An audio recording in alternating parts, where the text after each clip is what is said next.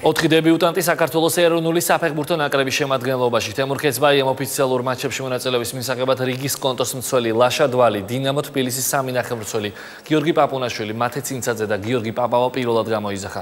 საქართველოს ნაკრები შოტლანდიასთან და გიბრალტართან მატჩებისთვის 24 ფეხბურთელით მოემზადება.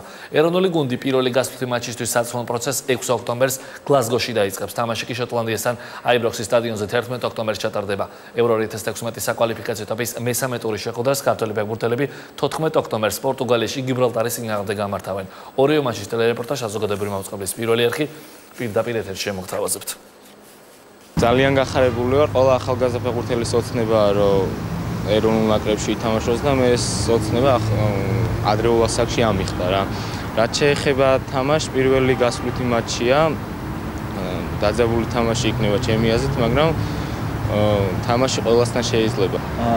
პირველ რიგში დიდი მადლობა თემურ ქეცბაიძემ მთლიანად თავს, რომ გამოგვიძახეს.